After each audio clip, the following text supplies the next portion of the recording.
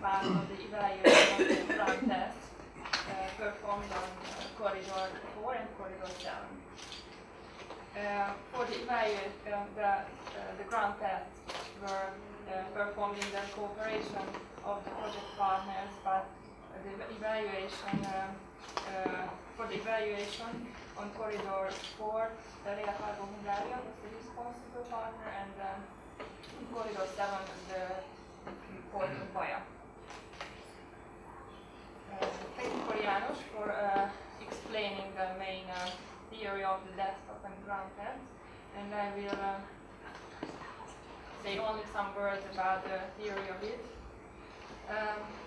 This ground test gave us the opportunity to test theoretical models we implemented and established within the GIFT project. Because the aim of the desktop test was to create a theoretical combination of transport modes on a specific transport route, and finding out some very important indicators of these routes, meaning transport time, transport cost, and which is very important for us in this project, the carbon dioxide emission.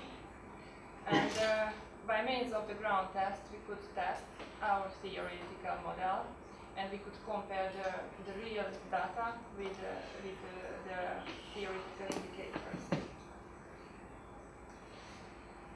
Yes, this process was shortly explained by János as well. Just some words on it. In the theoretical model, we had the so-called as-is and to-be scenarios. The as-is scenario regards only road transportation, while to-be scenarios were looking for alternative routes, which most often do not exist at the moment, but they include several modes of transport. And in the ground test, we chose one of the to-be scenarios, and we implemented and tested finally one of the to-be scenarios. And the main aim of that process was to compare the theoretical and the factual data. Okay, starting with corridor 4, the chosen transport route was to transport a specific cargo between Budapest and Ploiești in Hungary and Romania.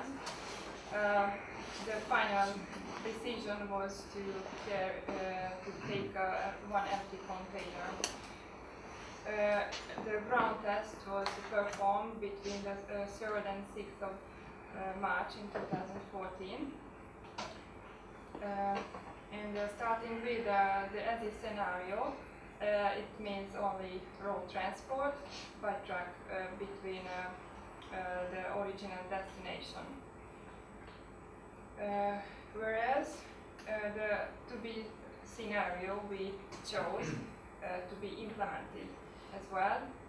This was of course the same destination, meaning Budapest and Ploiești, but the transportation was mostly carried out using rail transport. We had an initial and final transport leg by truck because we transported the container from a warehouse to Budapest rail terminal, and from Ploiești railway station to another warehouse in Ploiești. So this was this is a transportation route we chose from the theoretical models, and this was the one we tested in the ground test. The container had a very nice gift sticker at the very beginning, and this is the moment when the container was transshipped in the terminal. And here we can see the delays. Most of the delays were caused by maintenance works and speed limits very close to the Hungarian-Romanian border. Yeah,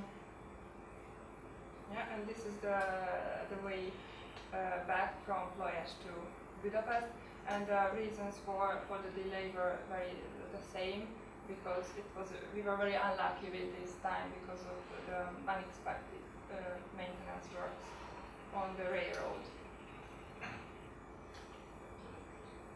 Coming to the transport cost, which is most probably one of the most important concerns of the freight forwarder, we calculated the total transport cost of one trip. The container had to be transshipped twice in the Zöld terminal and in the Ploiești terminal as well, and we had 2 times a road trip from the warehouse to the terminal on the way back, and the rail cargo operator was performing the rail transport between the two points. And let's compare the results of the theoretical model and the real one, the ground test. It's not a surprise that in terms of time, road transport is the quickest one. But in terms of cost, the theoretical model suggested the best values, which was at the end a bit higher than expected. And in terms of carbon dioxide emission, it's undoubtedly the best option to use in more environmentally friendly transport modes as much as possible. In this case, rail transport. Some conclusions comparing theoretical numbers and the indicators of the ground test. In case regarding transport time, we had to a little bit analyze the KPI figures based on which the theoretical model was carried out. When we calculated KPIs, they only regarded the maximum speed limits, but in reality it doesn't happen very often. We have to face maintenance works speed limits very often. So in reality, it turned out that we cannot expect the theoretical best scenario. And in terms of transport time, it was proved that that still road transport is the most favorable for freight forwarders. Transport cost. The real data were much, in this case, 20% higher than expected. Analyzing a little bit KPI indicators, we had a problem with the methodology because KPI figures regarded only tons, but in case we are transporting a container, its costing is very different, and the transport cost based on tons and TEUs cannot be compared. And this was a very specific case, and transport cost of a container is very different from that of tons of whatever other cargo. And of course, the KPIs are average numbers, and transporting an empty container is nothing but an average number. So this was a very important feedback on the theoretical model, and it's very useful to improve them in the future. Okay, and let's see corridor 7. The destination to transport still an empty container was Constanța and Dunajska Strait in Romania and Slovakia. And the decision was again an empty container. Now I would highlight that this project had some kind of constraint because to have a real life case, we never transport one empty container, but this is a constraint of the project that just to test something we cannot transport thousands of tons just to try something out. And another challenge of this ground test was that we wanted to implement something that does not exist at the moment. And this case, it's very hard to organize a very complex transportation route and organizing freight forwarders and terminals to transport something just to test the model. But still, we were successful at the end. And in case of Corridor 7, we needed altogether 26 days for the transport. It was a very unlucky time for this ground test because it was winter, there was ice, low water, and in this transport route, the container had to be transported upstream, which is of course much lower than downstream. So this was the main reason for this very long transport time. Okay, this is the as-is scenario when we apply only road transport and the container would be transported by truck. And in the 2B scenario, which we implemented in the ground test, was a multi-modal transport from a warehouse in Constanza.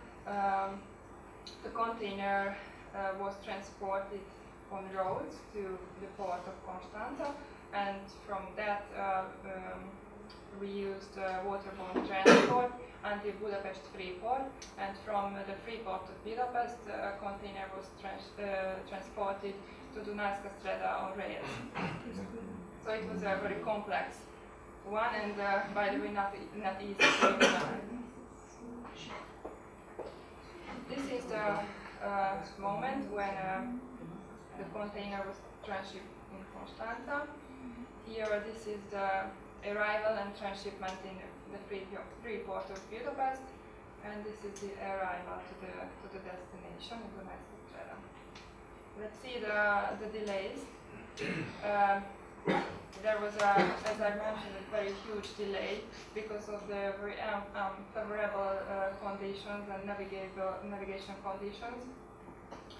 And another problem was that the container arrived later to the Freeport of Budapest than expected, so the container had to be stored for 4 days there and then to be transported on rails to Dunajska Streda. Transport costs. We have, of course, several additional costs like the rental of container, which is not necessarily needed in each case. Stickers we used, of course. The container had to be transshipped in the port of Constanza and in the Freeport of Budapest as well, and then handled in Dunajska Streda at the destination. We had to organize road transport in the initial leg, and then waterborne transport, and finally rail transport as well. So including every cost, it was 1,683 euros only from Constanza to Dunajska Streda. Comparing the two theoretical models, as is in 2B, with the real one, the ground test.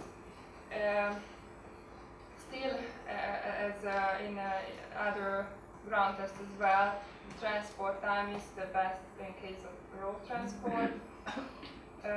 Transport cost would be the best according to the 2B theoretical model, which proved to be more optimistic. And as for emission, using as much rail and waterborne transport, it's the most advantageous for the environment as well. We had some similar some similar reasons when comparing the expected and the factual data.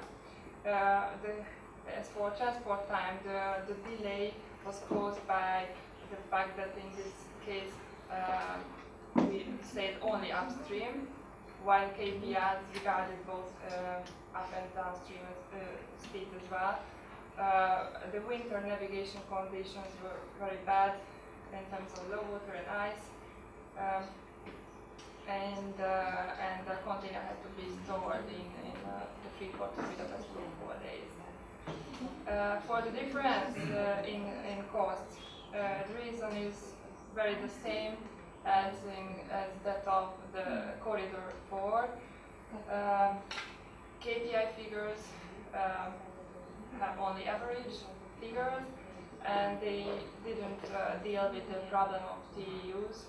They were calculated based on tons, and in this specific case, the transport cost of the container is very different from transporting tons, calculating in tons. Some conclusions can be drawn for all of these ground tests, which gave a very great opportunity to compare our theoretical model with a real-life scenario. In general, it can be claimed that more environmentally friendly modes of transport are typically have typically longer transport time, and the costs are much higher if we just transport one single container. So the economies of scale has to be highlighted in terms of waterborne and rail transport. And still some competitive advantage can be highlighted for both rail and waterborne transport in case of high and heavy goods. Of course, oversized cargo is best for waterborne transport.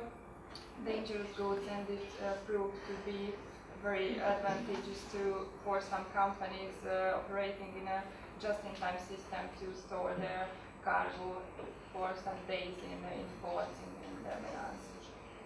So this is briefly the result of our ground test, and thank you for your attention.